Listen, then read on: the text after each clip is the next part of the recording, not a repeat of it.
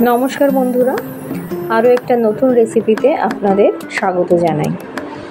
আজ আপনাদের দেখাবো অপূর্ব স্বাদের নিরামিষ চানা। আমি চানাটাকে সারা রাত ভিজিয়ে রেখেছিলাম। তারপর প্রেসার কুকারে অল্প নুন ও পরিমাণ মতো জল দিয়ে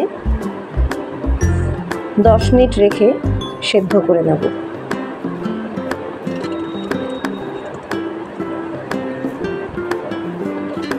প্রেসার কুকারটা একটু ঠান্ডা হলে খুলে দেখব যে চানাটা সেদ্ধ হয়েছে কিনা। আপনারা দেখতে পাচ্ছেন চানাটা খুব ভালো মতোই সেদ্ধ হয়ে গেছে। চানাটা রান্না করার জন্য আমার যে উপকরণগুলো লাগবে সেগুলো হলো 2 চামচ বেসন জলে গুলে রেখেছি, হাফ কাপ নারকেল কোড়া, একটা ছোট সেদ্ধ আলু, আর লাগবে একটা তেজপাতা, 2টো কাঁচা লঙ্কা, একটা শুকনো লঙ্কা, হাফ চামচ জিরে ও 1 চামচ আদা বাটা। এবারে রান্নাটা শুরু করব।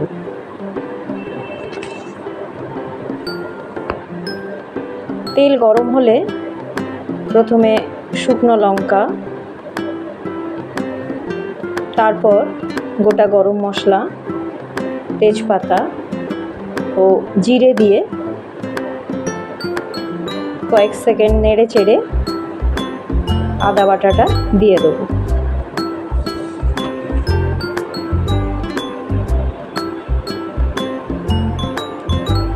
আদাটা একটু কষা হলে নারকেল কোড়াটাও এর মধ্যে দিয়ে দেব।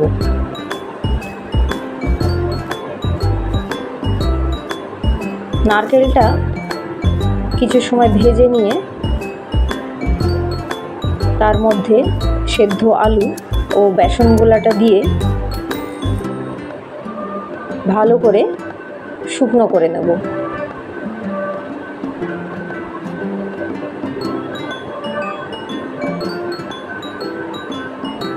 কিছু সময় পর এটা যখন একদম শুকনো হয়ে যাবে তখন আমি এর মধ্যে হাফ কাপ জল দিয়ে ভালো করে এটাকে মিশিয়ে নেব।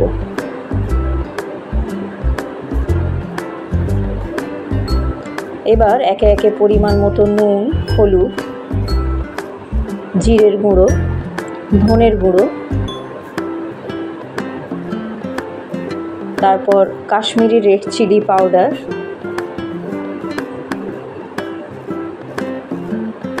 সব একসাথে খুব ভালো করে মিশিয়ে নেব।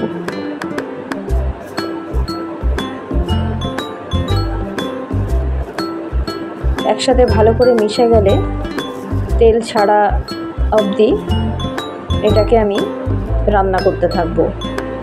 আপনারা দেখতে পাচ্ছেন মশলাটা থেকে তেল ছেড়ে দিয়েছে। এবারে সেদ্ধ চানাটা এর মধ্যে দিয়ে দেব।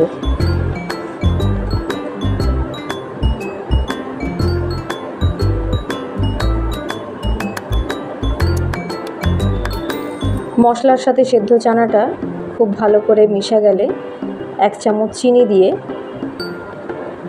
একটু নেড়ে চেড়ে চানা সেদ্ধ করা যে জলটা ছিল সেই জলটা আমি এর মধ্যে ঢেলে দেবো।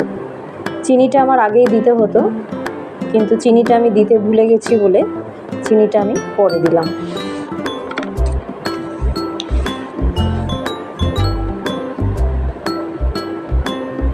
জলটা ফুটে উঠলে চেরা কাঁচা লঙ্কা, 1/4 টিস্পুন গরম মশলার গুঁড়ো ও 1 চামচ ঘি দিয়ে গ্যাসটা আমি অফ করে দেব। আমার রান্নাটা একদম কমপ্লিট হয়ে গেছে।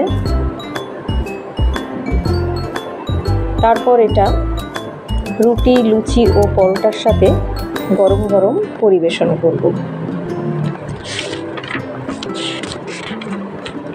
রেসিপিটা কেমন লাগলো অবশ্যই কমেন্ট করে জানাবেন। ভালো লাগলে লাইক করে শেয়ার করবেন। নতুন ভিডিও দেখার জন্য চ্যানেলটাকে সাবস্ক্রাইব করবেন।